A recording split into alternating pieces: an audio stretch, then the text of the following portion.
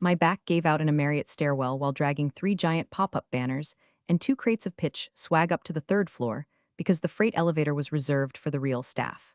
That's how the day started. By 7:40 a.m., I had already iced my lower spine with a stolen bag of peas from the hotel kitchen, fixed a corrupted Excel macro from my phone in the back of an Uber, and talked our CFO down from a panic spiral because the data room folder names didn't feel fundable. I hadn't slept more than 4 hours in 3 days. I was running on adrenaline, protein bars, and spite. But the pitch deck was perfect. The compliance summaries were bulletproof, and all the egos, at least for now, were mostly duct taped in place. If you're enjoying this kind of chaos, and God help you if you are, do me a favor. Smash that like button and hit subscribe. 97% of folks just lurk here for free stories and vanish like our CTO during expense audits. Your click, it actually keeps our little team breathing and caffeinated. All right, back in. The startup was called Syntexia. Don't worry, it sounds like a skincare brand, but we sold AI-integrated warehouse logistics dashboards. I was the director of operations, which is startup speak for woman who does everything no one else knows how to do. Travel bookings? Me. Data room version control? Me. Late night ramen runs for execs having a strategy panic? You guessed it, me again. Richard, our CEO, once introduced me to a major VC as our scheduling guru. I built the entire vendor ecosystem and negotiated our Series B procurement contracts. But sure, let's go with scheduling guru. He said it with that smirking tone men use when they want to compliment you and erase you at the same time. No one knew the full weight of the company like I did. I'd memorized every investor's quirks, tracked every legal addendum, and double-checked every rough draft email our CFO drunkenly sent at 1 a.m. I had a sixth sense for chaos. I didn't brag, I just got it done. There was one moment, months back, that I thought about more than I probably should have. We were at this overstuffed networking mixer in Chicago, the kind where men named Brett drink Negriness and say let's sync offline. I was waiting for the service elevator to haul up demo gear when the buyer's legal rep Evelyn stepped in beside me. Mid-40s maybe, clean suit, tired eyes, calm as a still lake. She asked me if I worked for Syntexia. I said yes, then immediately clarified. I do logistics and ops. I make sure nobody walks into a pitch with spinach in their teeth or the wrong version of the deck. I meant it as a joke. She didn't laugh, just nodded slowly. So, you're the reason the place hasn't burned down yet, I shrugged. She asked how long I'd been doing this. I told her since before the founders knew how to spell EBITDA. Then she said it, just offhand. People like us always get remembered, just not always at first. It wasn't a compliment. It was an obituary in waiting. We stood in silence for the rest of the elevator ride. She didn't say goodbye. She just stepped off, heels echoing against concrete like punctuation. I forgot about it for a while, until much, much later. Back in the present, I was herding execs through a dry run for the biggest pitch of their lives. We were in the final stages of closing a $200M buyout from a logistics conglomerate, and every word, every breath, every PowerPoint animation was under scrutiny. Richard was foaming at the mouth with buzzwords, scalability, edge disruption, quantified agility. Meanwhile, I was rewriting the company's financial risk disclosure on the fly because the junior counsel forgot that words like probably don't belong in legal copy. I had to fly out a day earlier than everyone else to prep. Alone. No assistant. No hotel transportation arranged, of course. When I went to check the shared itinerary calendar to confirm lodging, my name wasn't listed anywhere. I flagged it in Slack. Richard didn't respond for 3 hours. When he did, it was a single line, your personal logistics are personal. That was it. No explanation. No sorry. Just one smug, dismissive sentence. Turns out, Richard and the other execs were staying at the Ritz-Carlton downtown. I was booked at a Days Inn on the outskirts, next to a defunct gas station and a 24-hour liquor store where the clerk kept offering me expired protein shakes on the house. I didn't cry. I didn't scream. I just sat on the motel comforter which smelled faintly of lemon-scented despair and stared at my inbox. No thank yous, no great job, just new tasks, new deadlines, and a subject line I hadn't seen in months, follow-up from elevator chat Evelyn. That night, I opened it, finally let myself remember. The first time Richard mentioned the buyout, he did it the way some guys mention a boat they technically don't own yet. Chest puffed out, tone already victorious. $200M, sweetheart, he said, spinning his whiskey tumbler like he was auditioning for a TV show called Tech Bros, Miami Nights. Biggest deal of my career. Syntexia's finally going global. It was a Thursday night Slack message, sent at 11:43 p.m. I was still at the office because the CFO had accidentally overwritten the cap table in Google Sheets while trying to insert a row for his dry cleaning expenses. Sweetheart, he wrote again, this time as a sign-off. From that moment on, the energy shifted. Richard started dressing like someone who watched a YouTube video called Power Poses for Closers. Our head of product, a very smart woman named Aisha, suddenly invisible in meetings, while Richard talked over her about long-tail warehouse obsolescence models he didn't understand. And every internal meeting began with a cold brew, a monologue, and a smug, offhand, let's keep it tight team, we've got sharks circling. Sharks apparently meaning the buyer, a Midwestern conglomerate called Blackledge Freight Holdings. Not flashy, but cash-rich and conservative. They wanted our tech to modernize their outdated infrastructure. I read their values page. People first. Process-driven. Respect at every level. Sounded like corporate fluff, but at least it wasn't crypto.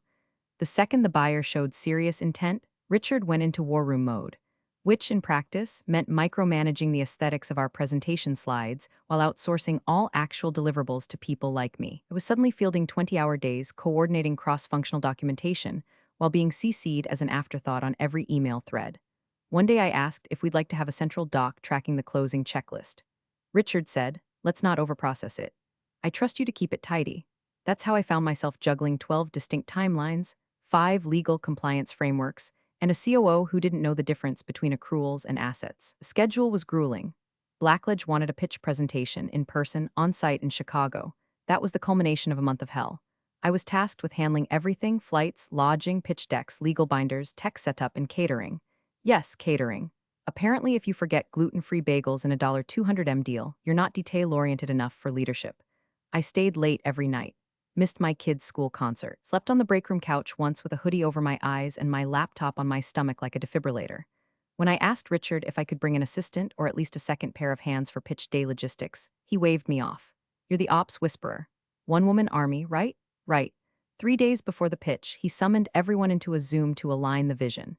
It was less vision, more him yelling about popping on the big stage. Every time I tried to clarify logistics or ask a practical question, flight times, boardroom access, badge requirements, he'd say, we'll circle back. This is strategy time. That's when I noticed something in the shared calendar.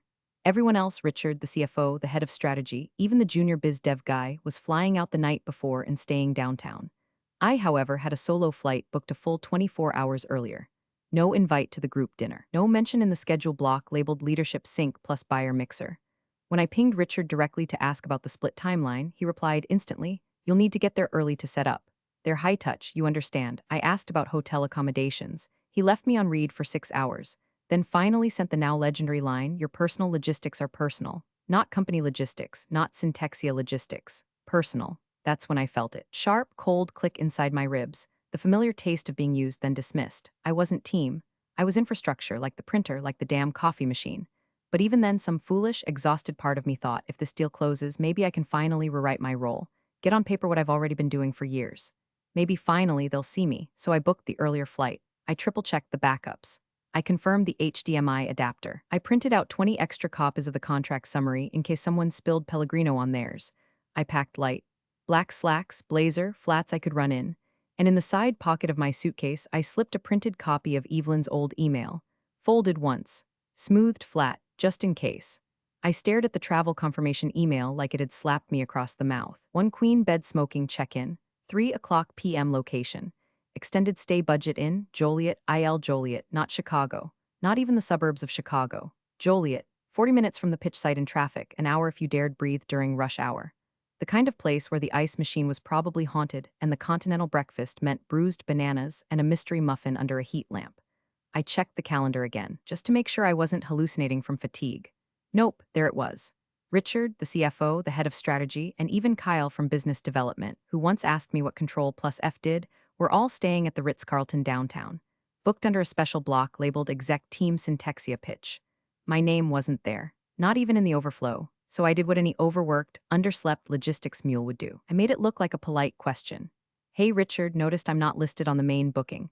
Just checking if I should add myself to the Ritz group rate or if there's a separate plan for me. No answer for 2 hours. Then a Slack ping, no context, no greeting, your personal logistics are personal. No period, no emoji, just that sentence. It took me a second to absorb it. My brain tried to rewrite it into something less hostile. I even refreshed the thread like maybe Slack had glitched and the rest of the message would magically load. But no, that was it. I read it again. Your personal logistics are personal. Not sorry, we missed you, go ahead and book what's easiest. Not let me loop in finance to fix this. Just dismissal, like I'd asked him to pack my lunch or braid my hair. It was the kind of cruelty that hides behind plausible deniability. On paper, he hadn't done anything wrong. I was being sent early to prepare for the most important pitch of the company's existence. That was the job, right? But he hadn't forgotten. He hadn't missed me on the booking. He just didn't see me as part of the room that mattered. I stared at that message until my eyes stung. My hand hovered over the keyboard. I could feel a sharp reply curling in my throat like a match ready to spark. Instead, I typed, "Got it. Will confirm travel and expenses on my end," and I closed the laptop. Quietly, slowly, like it might explode if I slammed it. The next day, I arrived in Chicago before sunrise, no car service. I paid for my own Uber and tipped extra because the driver asked if I was headed to something big, and I didn't have the energy to lie. The motel receptionist didn't look up from her game of Candy Crush when I checked in. She handed me a key card that stuck halfway in the slot before the door finally beeped. The room smelled like burnt fabric and forgotten fast food. There was a single overhead bulb that flickered once when I turned it on, like it too was disappointed in me. I stood there, suitcase by my feet, and for the first time in months, I let myself feel it. Not rage, that came later. Embarrassment, that deep, bruising kind. The one that makes you question if maybe you are just overreacting. If maybe they're right not to include you. Maybe you're just ops. Pre-show janitor, not the main event. I sat on the edge of the bed, pulled out my laptop, and opened the master file. Final pitch deck, legal docs, contingency folders, reference sheets. All perfect, all mine. Every damn asset Richard would wave around tomorrow and pretend he'd built. I didn't cry. I didn't scream. But I felt something settle into place inside me, like a knife laid gently on a table. I was no longer doing this for Syntexia, or Richard, or even the deal. I was doing it for her, the version of me who used to believe being the best would be enough. The woman who gave everything and asked for so little it became habit. The one who'd been polite, invisible, and for someone else too, someone I hadn't spoken to since that elevator ride in Chicago. A woman who looked at me and saw it. The grind, the loneliness, the glue holding everything together while everyone else took credit. Evelyn, the buyer's lawyer, the one with the tired eyes and the steel spine. She'd said it like a benediction. People like us always get remembered, just not always at first. I opened her email again. Subject, elevator chat, thank you. Short, kind, no agenda, just acknowledgement. I reread it 3 times. Let the bitterness settle, then sharpen into something else. I didn't need Richard to see me. I just needed her to remember. The motel wine glass had a scratch down the side and smelled vaguely like pine sol, but I filled it anyway. A warm Chardonnay I'd grabbed from the CVS across the street. It tasted like grapes that had given up halfway through fermentation, but I didn't care. My laptop sat on the faded laminate nightstand, humming. An email was open on the screen. From Evelyn Tran, subject, elevator chat, thank you body. It was a pleasure running into you. Your clarity and stamina were obvious even in the elevator. Reminded me why I do this. Stay sharp. Evelyn, I'd read it at least 30 times since she sent it, never responded. I told myself I was too busy, that it was just a pleasantry, that it didn't mean anything. But that wasn't true. I hadn't replied because it did mean something, and I wasn't ready to admit how much. That elevator ride happened months ago, Chicago, the Hilton. Some glossy conference about AI and logistics that boiled down to panelists pretending not to read off cue cards. I was hauling giveaway boxes to the service elevator because the founders were too busy taking selfies under the event signage. Evelyn stepped in with a reusable coffee cup and a tired look that felt like a mirror. I recognized her from the morning's panel, lead counsel for Blackledge Holdings. She was sharp, dry, and had asked the only real question of the day. What happens to your ethics framework when your lead engineer quits mid-rollout? Most of the room blinked. One guy chuckled nervously. She didn't. She glanced at my cart, then at me.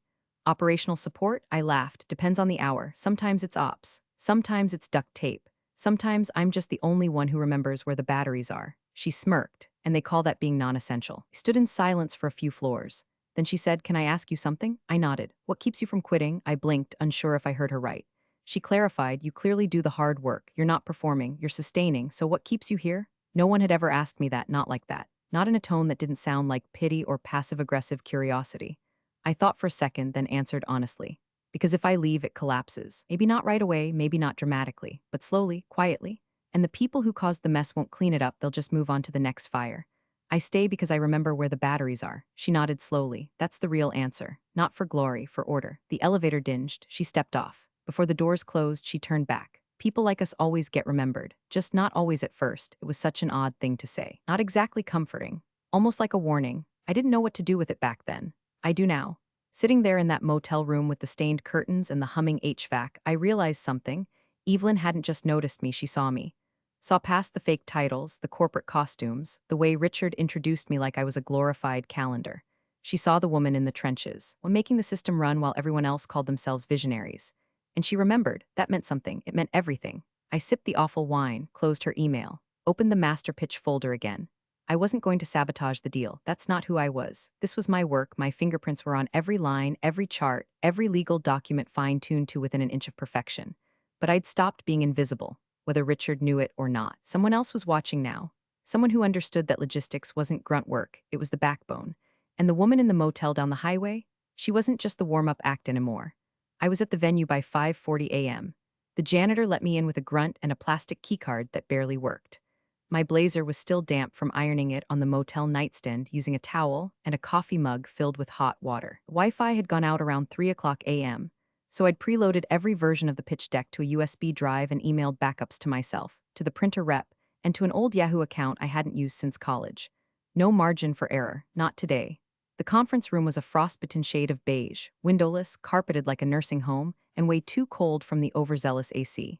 I set up the projector, laid out the packets, wiped down every coffee cup. I knew where everyone would sit. Richard at the head, me off to the side, laptop open, ready to jump in when the numbers needed defending, but only when summoned. The rest of the team waltzed in around 8:30 a.m. looking like they'd just gotten back from a spa retreat. Richard was wearing a new suit, dark navy, expensive, smug. He gave me a nod without looking up from his phone. "You get here early?" he asked, still typing. I smiled. "Not really, just didn't sleep." He chuckled like I'd told a cute joke and muttered, "That's the spirit." By 9 o'clock a.m., the buyer's team began trickling in. Finance, product leads, operations, sharp-eyed people with clipboards and very little small talk. I recognized two of them from prior Zooms. No Evelyn yet. Richard opened with a joke about warehouse drones and streamlined airspace. It didn't land. Then it was my turn, the ops section. The numbers. Roadmaps? I'd built this slide deck with blood and spreadsheets. I was 2 slides in, describing how our tech reduced last-mile delivery errors by 43%, a stat the buyer had flagged as mission critical, when Richard interrupted. "Let's not bore them with the weeds," he said with a laugh, waving a hand like I was a TED talk getting the hook. "She's our logistics guru, keeps the trains running. What I really want to show you is how we're thinking about vertical scaling." He clicked ahead 4 slides, skipping half of what I'd prepped. I sat back, smiled like I was fine, like that didn't land like a slap, like the phrase "keeps the trains running" wasn't code for knows her place. And then Evelyn walked in. Calm, polished, quiet. A black suit, minimal jewelry, the kind of entrance that doesn't draw attention but commands it anyway. She sat near the back. Didn't interrupt, just watched. Her eyes found mine for half a second, and in that second something shifted. I didn't smile, I didn't nod. I just held her gaze long enough to say everything Richard wouldn't let me say out loud. Richard, of course, noticed her too, but in the worst way.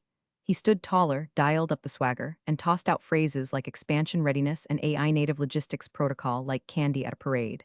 The deck was barely visible in him. He was monologuing. He pointed to a slide I had built, one that clearly showed our weakest link in onboarding, and said, "We've bulletproofed this.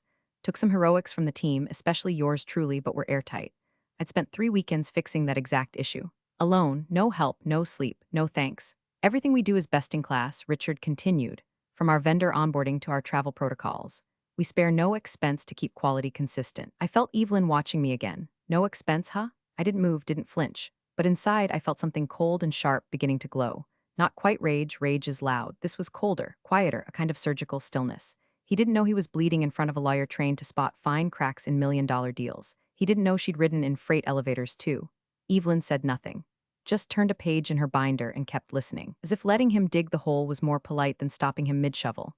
The presentation ended. There were scattered nods. The COO looked pale.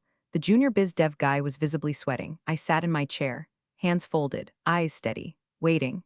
Evelyn was still watching. The room had that post-pitch stillness, the kind where everyone's pretending to be relaxed, but their internal organs are running marathons. I could smell the adrenaline coming off Kyle like Axe body spray in fear. Richard leaned back, arms folded, looking like a man who thought he'd just sold the Brooklyn Bridge for full asking price. "Any final questions?" he asked, grinning like we were all about to high-five over champagne and stock options. There was a pause, just long enough to register as uncomfortable.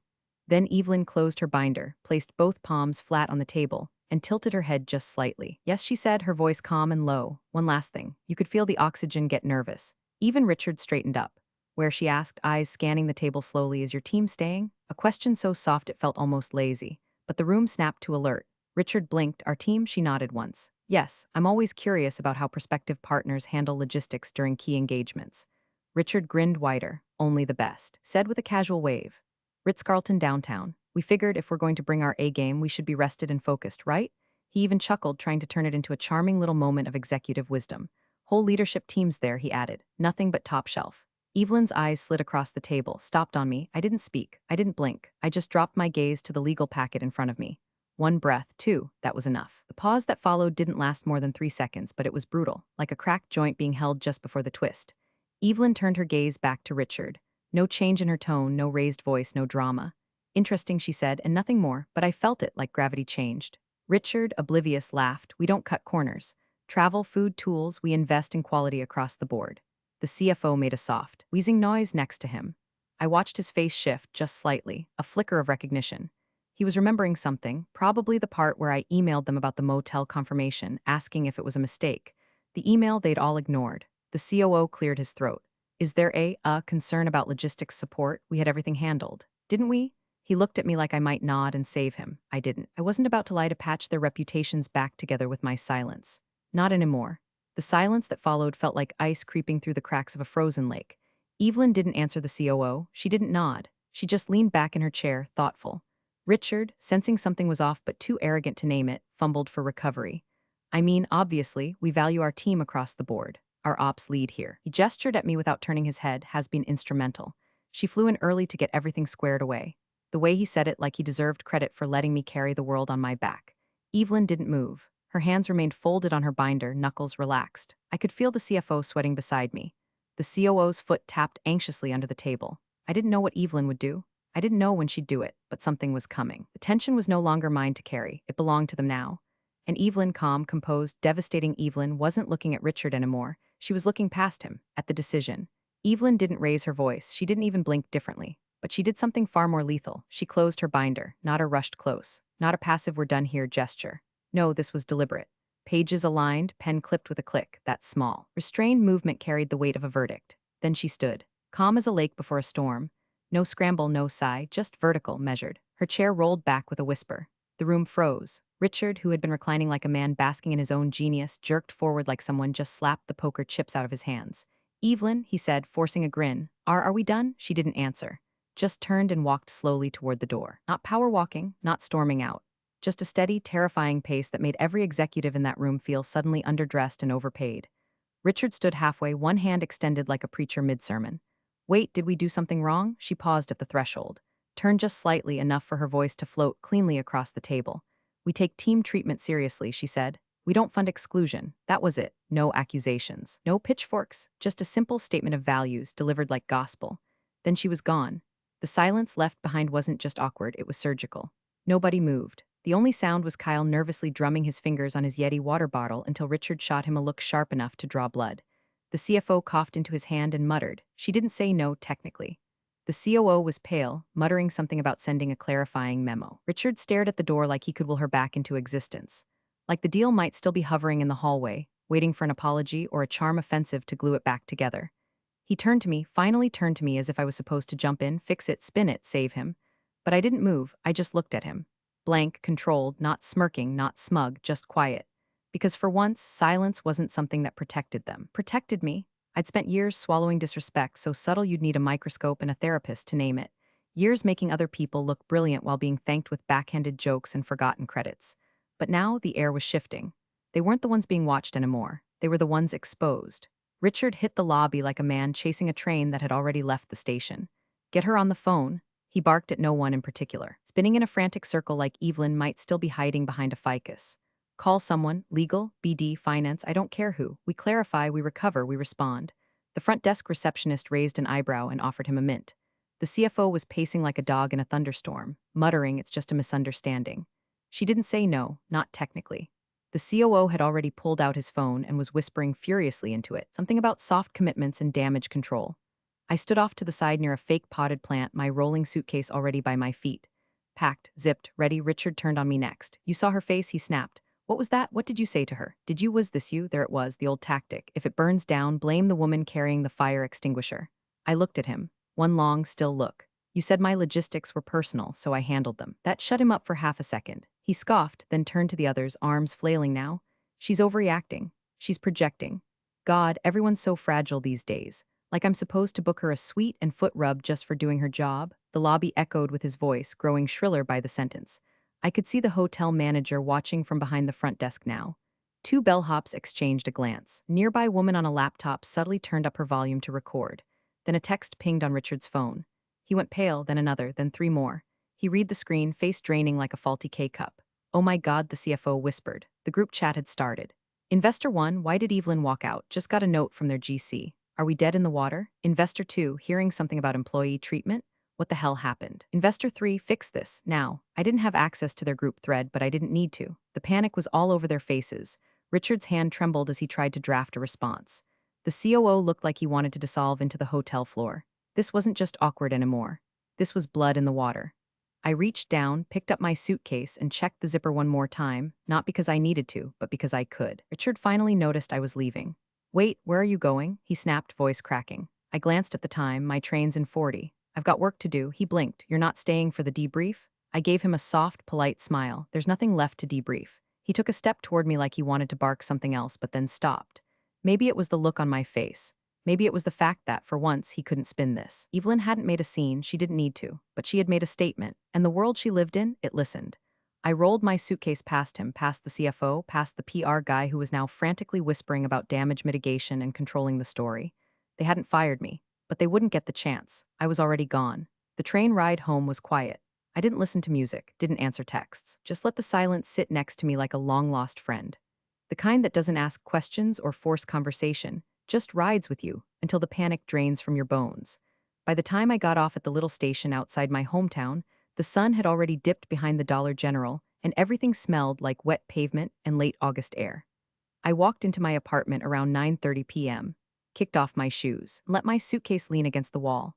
Didn't even unpack, not yet. Just stood there in the soft light of my living room, breathing, no Slack notifications. No last minute just checking in emails, no Richard. Then my phone buzzed, one new message. Subject, no rush from Evelyn Tranbody, I've seen your work. We may need someone with your eye for logistics. Let me know if you're free next quarter, just that. No pitch, no fluff, no smiley face. Yet it felt like a hand on the shoulder. A door opened without force, a yes without needing to beg for it. I stared at the screen for a moment, then without really meaning to, I laughed. A soft, real laugh that came from somewhere deep, buried under 5 years of false starts and swallowing pride. Not gloating, not spite, just free. I didn't reply, not yet. She hadn't asked for decision, just left the offer there like a gift I could unwrap when I was ready. I boiled water, dropped a tea bag into my favorite chipped mug, the one with the faded world's okayest mom decal my kid gave me after a particularly chaotic science fair, and curled into the corner of my couch. Outside, a siren whined in the distance. Inside, everything was still. I finally unzipped the suitcase, unfolded my blazer, hung it neatly, pulled out the binder Evelyn had once closed without a word and tucked it into the trash, somewhere far away. Richard was probably still yelling into a speakerphone, insisting the optics weren't that bad.